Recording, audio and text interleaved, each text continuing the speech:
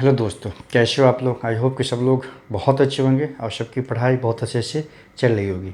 आज मैं बहुत दिनों के बाद 6 JPSC से रिलेटेड बात करने के लिए उपस्थित हुआ हूँ, क्योंकि सुप्रीम कोर्ट में कल हियरिंग हुआ है।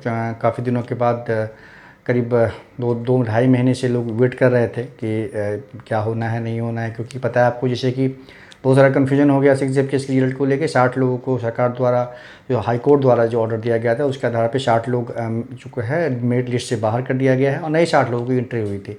तो उन लोगों ने सुप्रीम कोर्ट में किया था। तो अभी जो है कल सुनवाई हुई है। अब देखिए, जैसे आपको पता होगा कि 6 JPSC जो है 2015 से ये प्रोसेस चल रहा है। अभी तक ठीक है, ज्वाइनिंग हो गई है, लोग जॉब कर रहे हैं, लेकिन क्या होना है क्या होगा वो किसी को कुछ नहीं पता कि कब किसका जॉब रहेगा नहीं रहेगा। जो लोग कर रहे हैं जॉब वो भी संशय में हैं और जो बाहर हैं वो तो संशय में हैं ही। तो आप देखिए कि सिचुएशन क्या है। फाइनली कल हुआ कि एक्चुअली कि जो सरकार ने पिछली हियरिंग में, आपको जैसे पता होगा कि सुप्रीम कोर्ट के द्वारा पूछा गया था या सरकार को कहा गया था कि 60 लोग जो बाहर कर रहे हैं उनको किसी तरह से समायोजित किया जा सकता है नहीं, इस पर आप जवाब दें। तो उसके लिए कल का डेट निर्धारित किया गया था 20 जुलाई का। कल हियरिंग हुई थी। हियरिंग काफ़ी देर तक चली, 2-2.5 घंटे बहस हुई थी इस पर। तो सरकार ने मना कर दिया। सरकार के पक्ष जो वकील रख रहे थे उन्होंने कहा कि सरकार के पास वैकेंसी नहीं है।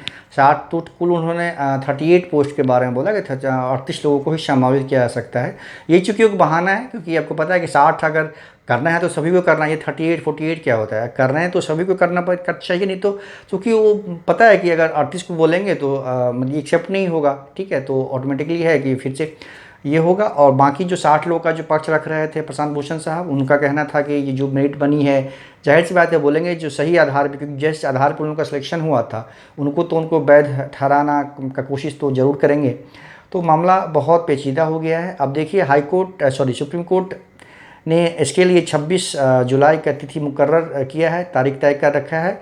और अब उस पर जो मेरिट पे मतलब सुनवाई होगी, मेरिट के आधार पे उस पर सुनवाई होगी। जो अगर समायोजित कर लिया जाता है गवर्नमेंट द्वारा तो हो सकता था कि चूँकि उसमें लगता है कि जो नया मेरिट लिस्ट बना उनको भी नियुक्ति हो गई या जो बाहर हुए उनको भी नियुक्ति हो गई।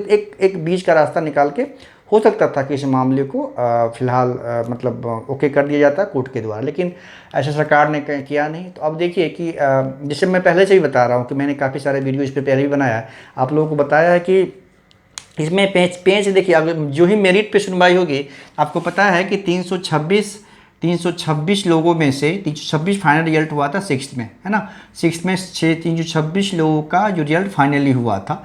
इसमें देखिए अगर 326 में जो रूल के अकॉर्डिंग 60 लोग बाहर हो रहे हैं, जो फर्स्ट पेपर का जो मार्क्स, कॉलिंग पेपर का मार्क्स ऐड कर दिया था और साथ में इस पेपर का जो 40% वाला जो क्राइटेरिया था उसको फॉलो नहीं किया गया था, उसके कारण 60 ऐसे लोग 326 में आ गए जो कि उसमें से किसी रूल को फॉलो नहीं कर रहे थे। लेकिन चूंकि उस समय उसको शिथिल रखा गया था, ये आयोग की गलती है। उन्होंने गलत नियम के आधार पे इन लोगों को इंटरव्यू के लिए कॉल कर लिया था, इंटरव्यू दे दिया था, फाइनल सिलेक्शन भी हो गया। अब देखिए कि 60 लोगों का 326 में 60 लोग हैं। अब समझ जाइए, आप समझिए कि 326 में करीब करीब 1/5 है। तो 990 में मान लीजिए कम से कम अब 200 तो स्टूडेंट जरूर होगा, ऐसे स्टूडेंट 200 होगा जो इंटरव्यू के लिए एलिजिबल ही नहीं थे। उनको इंटरव्यू में क्वालिफाई, मतलब मेंस क्वालिफाई ही नहीं करना था, ठीक है। बातों उनको गलत रूल के आधार पे क्वालिफाई करवाया गया। तो जब ये 990 में से अब मतलब ये समझिए कि 790 के आसपास, ये मैं और भी हो सकता है, मैं तो एक अनुमान के आधार पे बता रहा हूँ आपको, ये और भी अधिक भी हो सकते हैं। अगर 790 स्टूडेंट ही इसका मतलब इंटरव्यू दिया, 790 इंटरव्यू जो जेन्युइन बंदे थे, जो जेन्युइन छात्र थे, उसमें से 790 ने ही इंटरव्यू दिया, अपियर हुए इंटरव्यू में। तो फिर जो वो रूल था 3 गुना वाला, 326 का जो 3 गुना है वो इंटरव्यू के लिए कॉल किया जाएगा, वो तो फॉलो हुआ ही नहीं, वो तो फॉलो नहीं हुआ ना। तो वहाँ पे फिर मामला फंसेगा। जो ही मेरिट पे सुनवाई शुरू होगा तो बहुत फंस जाएगा ये मामला। अब वो तो यहाँ पे ही रूल फॉलो नहीं हुआ तो फिर से अब भैया, अब तो कहा चलो ठीक है, 200 जितना लोग बाहर हुए हैं उन लोगों को जो कम इंटरव्यू के लिए कॉल किया गया, कुछ और लोगों को बुला लिया जाए इंटरव्यू के लिए, ठीक है। 200 लोगों का, अगर मान लीजिए 200 लोग वैसे लोग एलिजिबल नहीं थे मेंस क्वालिफाई करने के, वो लोग क्वालिफाई कर दिया गया गलत नियमों को के आधार पे, तो वो मान लीजिए वहाँ से बाहर हो जाएंगे। फिर अगर मान लीजिए 200 नए लड़कों को बोला जाएगा कि इंटरव्यू के लिए कॉल किया जाए, फिर से उन लोगों को इंटरव्यू दिया जाए, और जो 790 में से जो सेलेक्ट हैं वो सिलेक्ट हैं, और इसके आधार इसमें से सिलेक्शन करके फिर से न्यू रिजल्ट बनाया जाए। ठीक है।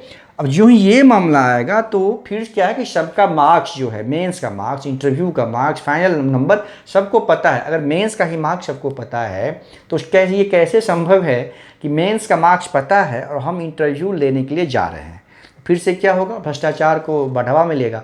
तो मैं बार बार कह रहा हूँ, हो सकता है कि कुछ लोग मेरी बातों से सहमत होंगे या कुछ लोग सहमत नहीं होंगे, लेकिन मैं बार बार कह रहा हूँ कि इसका एक ही उपाय है। वैसे मामला जो है न्यायालय में है, जो निर्णय दिया जाएगा, लेकिन इसका बेस्ट वे यही होगा कि सरकार को इस पे स्टेप लेना चाहिए। सरकार तो कुछ कर ही नहीं रही है कि इस वैकेंसी को या तो शुरू से रिप्रोसेस करे, पीटी मेंस पूरा रिप्रोसेस करे, या वापस लेके फिर से इसको नोटिफाई करे, या जैसे भी हो। वैसे भी सरकार तो खट से ले लेती है वापस, तुरंत कुछ होता है प्रॉब्लम वापस इसमें जिसमें लेना चाहिए वापस, उसमें सरकार नहीं ले रही है वापस। तो ये पहले ये अंतहीन सिलसिला था छठी जेपीएससी का, और पता नहीं वो कहाँ पे जाके ख़त्म होगा। अभी 2015 से 2022 हो गया है, अभी इसका ये अपने फाइनल अंजाम तक नहीं पहुंच पाए। इसमें भी अभी बहुत सारी त्रुटियां हैं।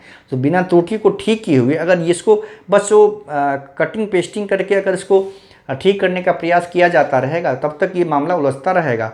अब फाइनली ये कभी क्लियर हो नहीं पाएगा कि मामला जो कर रहे हैं नौकरी, जो जॉब में है, वो भी सहमे हुए हैं कि पता नहीं नौकरी कितने दिन रहेगी, कब तक रहेगी। जो कुछ लोग जॉब छोड़ के आए हैं, तो बताइए छात्रों की क्या गलती है?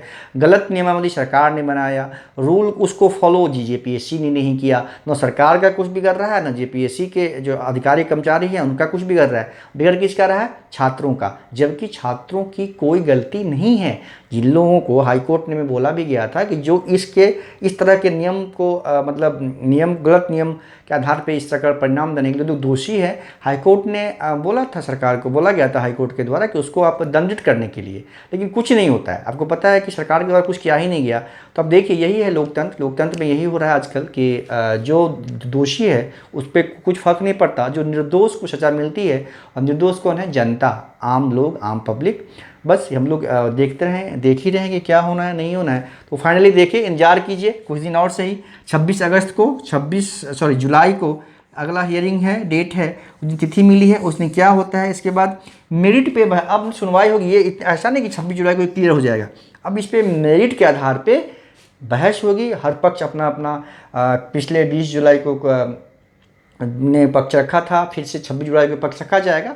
अब देखिए क्या होता है। एक बार सुप्रीम कोर्ट का अगर निर्णय कुछ आ जाएगा तो वो सर्वमान्य होता है। आपको पता है कि सुप्रीम कोर्ट का निर्णय जो भी होगा वो सर्वमान्य निर्णय होगा, और सुप्रीम कोर्ट हर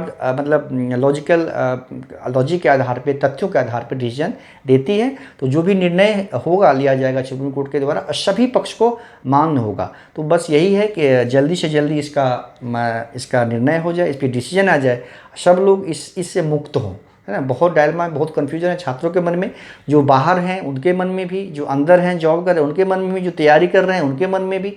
सब लोग त्रस्त हैं छठी जेपीएससी से। और सातवीं का भी देखिए क्या हाल हो रहा है कि ज्वाइनिंग हो गई, नियुक्ति पत्र मिल गई, लेकिन अभी तक कट ऑफ मार्क्स जो जारी नहीं किया गया, ना मेंस का, ना फाइनली किसको कितना मार्क्स है। जो ज्वाइन कर रहे हैं, जो ज्वाइन कर लिया उनको भी अपना मार्क्स नहीं पता, जो ज्वाइन नहीं किया उनको भी अपना मार्क्स नहीं पता। यहाँ भी इसका भी मामला कोर्ट में चला गया है। कोर्ट वहाँ पे भी हाई कोर्ट में बोला गया कि 4 सप्ताह का समय दिया गया कि शायद कट ऑफ या नंबर जारी करने के लिए। हमको ये समझ भी नहीं आता है कि जेपीएससी ने रिजल्ट दिया मान लीजिए, तो उसके पास तो मार्क्स होगा ना, मार्क्स होगा, सबका नंबर होगा, उसको सिर्फ अपलोड करना है। अपलोड करने के लिए 4 सप्ताह के समय मांगने की या देने की क्या ज़रूरत है? 4 सप्ताह के बताओ, तो 2 दिन में अपलोड हो सकता है ना। वो तो बस वो चूँकि गलती जेपीएससी के द्वारा किया गया है, उसको छुपाने के लिए इस प्रोसेस को जो एग्ज़ाम का जो ज्वाइनिंग का प्रोसेस है, या जो भी उसको इतना फास्ट, इतना आगे बढ़ा देना चाहती है जेपीएससी, ताकि फिर से उस पर वापस होना मुश्किल हो। गलती तो हुई होगी तभी तो उसको चुने, तो क्या दिक्कत है अगर देने में। जो अध्यक्ष महोदय उन्होंने कहा था कि हम यूपीएससी का जो अनुसरण करते हैं, जब यूपीएससी का अनुसरण करते हैं तो फिर ये जो यूपीएससी का नियम है कि रिजल्ट आते ही, जब फाइनल रिजल्ट आता है तो सभी का मार्क्स, पीटी, मेंस, इंटरव्यू, सभी का मार्क्स, कट ऑफ, सब कुछ जारी कर दिया जाता है। तो आप उस मतलब जो आप करना चाहते हैं वो अगर यूपीएससी के अनुकूल के नियम के अनुकूल है, जैसे यूपीएससी तो वो ठीक है, और जो आपका मन नहीं है तो यूपीएससी करते वो आप नहीं करेंगे। ये तो भी तानाशाही हो गई ना, कुछ फर्क ही नहीं पड़ता किसी को, कुछ भी करें, छात्र आंदोलन करें, छात्र सड़क पे उतरें, कुछ भी करें, किसी को कुछ फर्क ही नहीं पड़ता है। तो देखिए 26 जुलाई को अगला हियरिंग डेट है। अब मेरिट के आधार पर सुनवाई होगी। हम लोग बस यही उम्मीद कर सकते हैं कि जल्द से जल्द इस पे डिसीजन है और सभी पक्ष जो इसमें इन्वॉल्व हैं उसको न्याय मिले। सभी पक्ष को तो न्याय मिलना संभव नहीं है, न्याय तो कुछ किसी एक ही पक्ष को मिलेगा। तो अब देखते हैं क्या होता है, और कुछ इस पर और भी कुछ सूचनाएं आती है तो मैं आके ज़रूर आप लोगों के समक्ष कन्वे करूँगा और बताऊँगा। ठीक है, तब तक के लिए धन्यवाद।